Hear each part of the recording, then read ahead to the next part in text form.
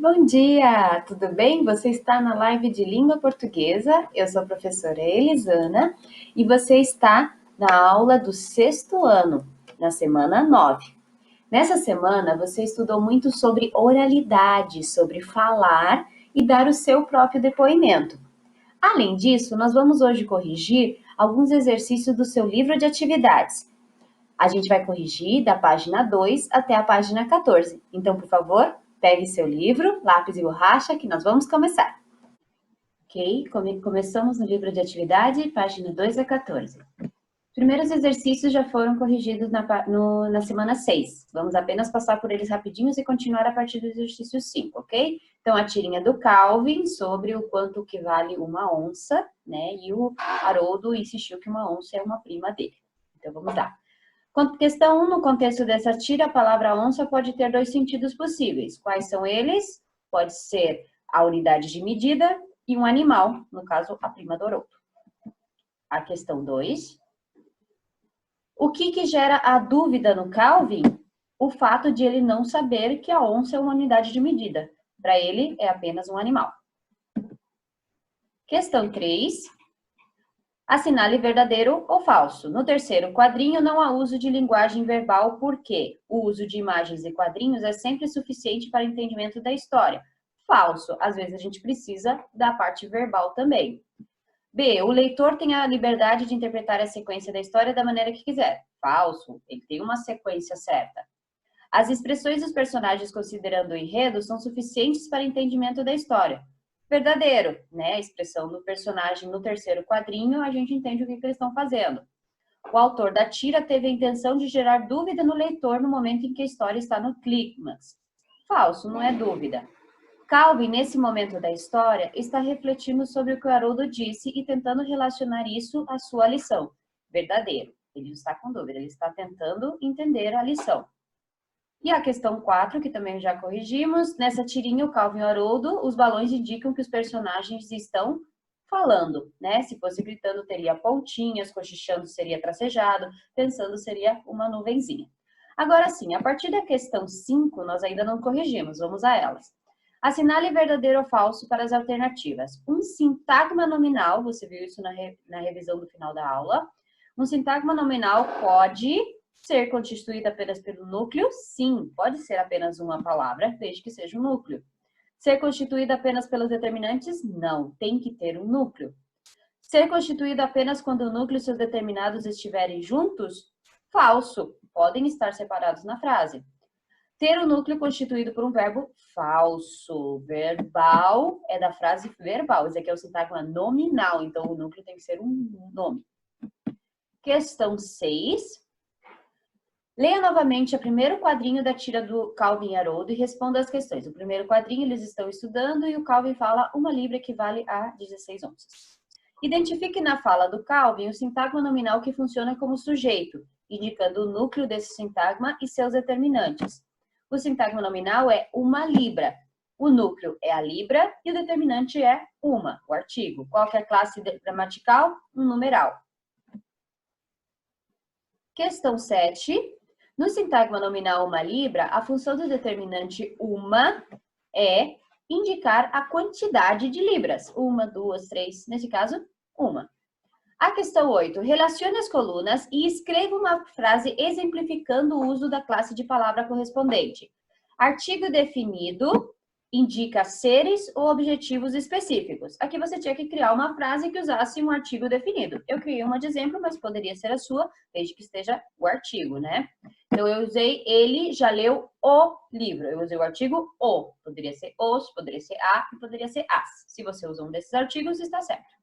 Artigos indefinidos indicam seres ou objetos que não são identificados com precisão. Ele comprou um livro. Qual livro? Não sei. É um livro. Poderia ser um, uns, uma ou umas. Questão, numerais cardinais indicam quantidade exata. Então, ela tem 2 irmãos, né? 3, 4, 5. Então, um número.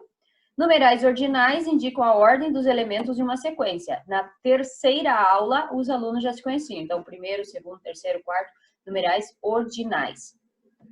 Questão 9. Releia os 2 primeiros quadrinhos da tirinha de Calvin e Haroldo Em cada quadrinho, a qual classe gramatical pertence as palavras destacadas? Como elas podem ser classificadas nesses diferentes contextos? Então, temos uma destacada nos dois quadrinhos. Temos, no quadrinho 1, é um numeral cardinal, indica a quantidade exata. No quadrinho 2, é um artigo indefinido, que indica seres que não são identificados com precisão. Uma prima minha, que prima? Uma delas, uma das primas. Uma onça, qual onça? Qualquer uma das onças, né? Então, sem ser com precisão. Questão 10. Agora temos outra quadrinho, outra tirinha. Leia a história em quadrinhos a seguir, da Lagartixa do Tempo. Com base na leitura dessa história, justifique a escolha do título A Lagartixa do Tempo. Por que eles escolheram? A escolha do título se deve ao fato de que a lagartixa da história faz uma previsão do tempo. Observe esse quadrinho da HQ, este. A expressão facial da personagem revela qual sentimento, né? Ela está com a cara assim, a sobrancelha assim, está vermelha e tem um trovãozinho em cima. Esse sentimento é mau humor, irritação. Questão 12. O que gera humor nessa história em quadrinhos? O que faz a gente rir nessa história em quadrinhos? O fato de que a lagartixa, contrariando todas as expectativas, parece entender as perguntas que são feitas a ela. Questão 13. Releia o último quadrinho da HQ. Considerando que não há texto verbal, o que é possível perceber? O que eu estou vendo no não verbal aí? É possível perceber o espanto do personagem quando a lagartixa responde por meio de gestos.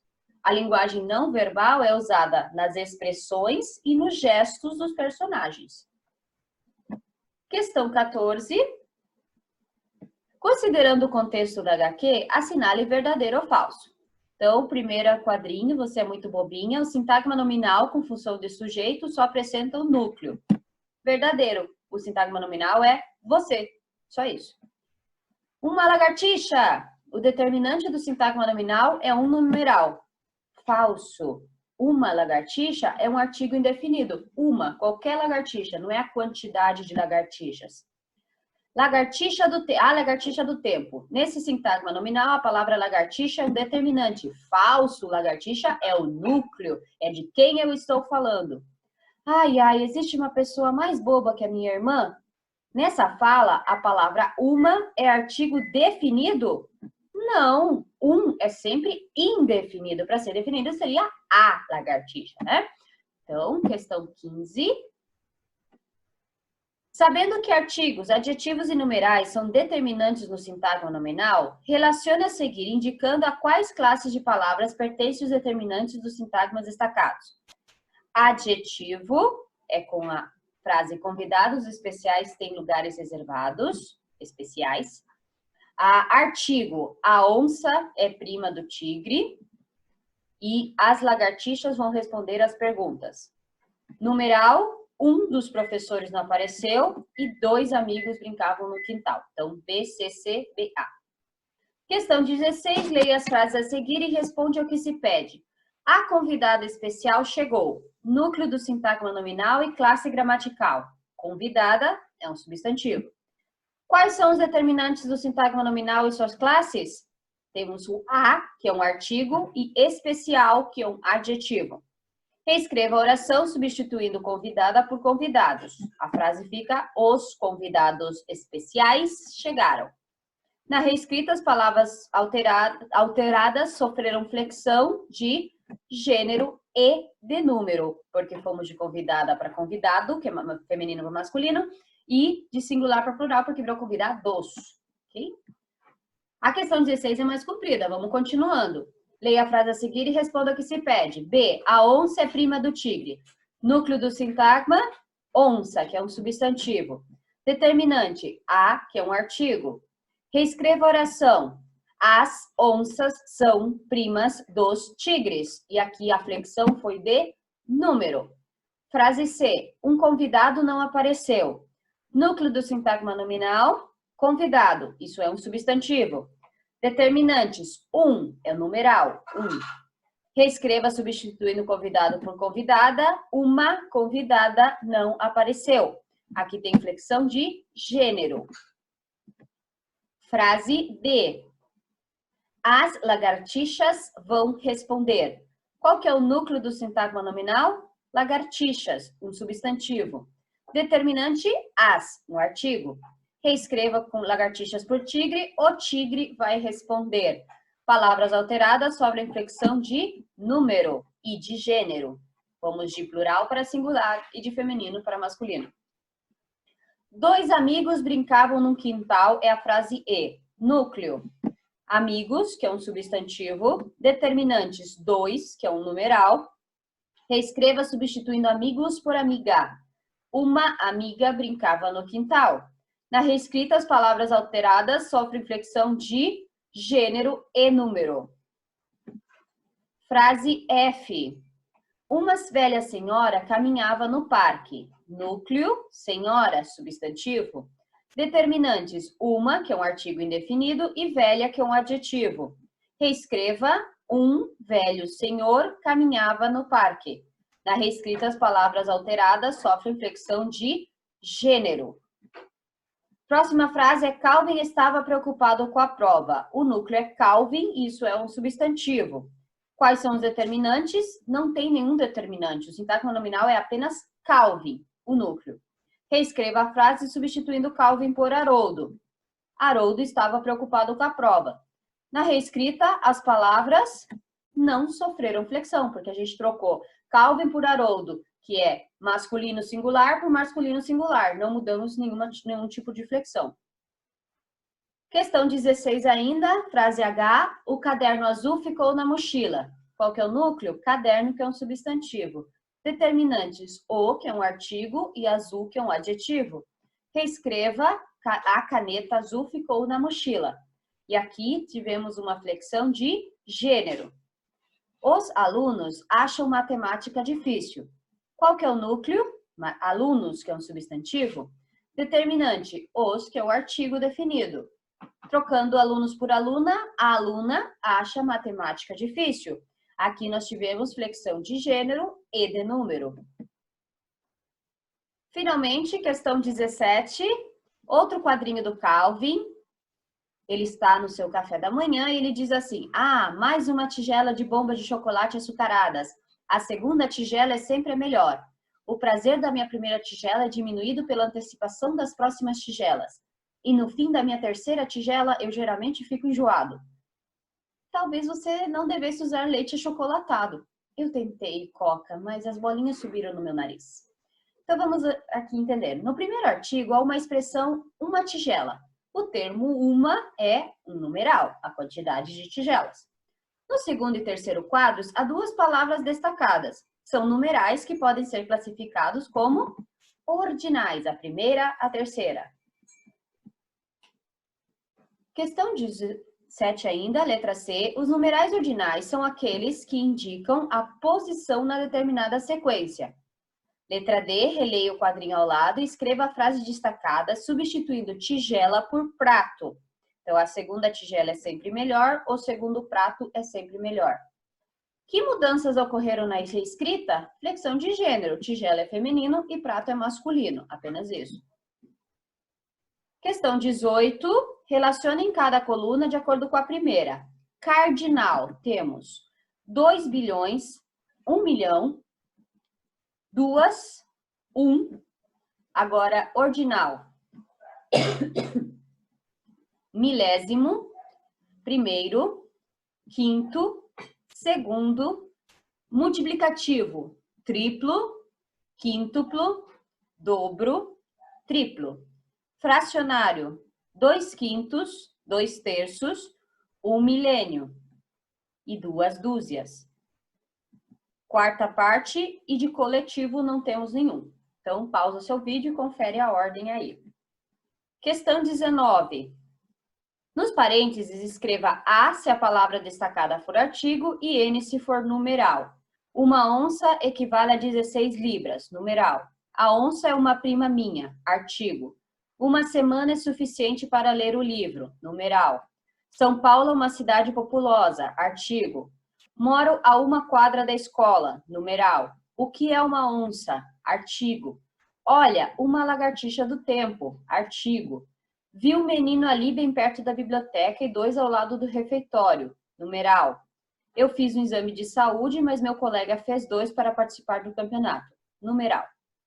Questão 20, complete com o numeral conveniente. Domingo é o primeiro dia da semana. No 7º dia do mês de setembro, proclamou-se a independência do Brasil. Junho é o 6º mês do ano. 8 é o dobro de 4. Ficou faltando a palavra, perdão. Dom Pedro II, filho de Dom Pedro I, governou o Brasil durante quase meio século. Questão 21. Em todas as frases a seguir, a palavra em destaque é um numeral, exceto na letra C. Ontem à tarde, um rapaz procurou por você. Aqui, é artigo e não numeral. 22. No caça-palavra, encontre os adjetivos presentes na tira de Calvin e Haroldo da página 11. Nós temos enjoado, achocolatado e açucaradas. Questão 23.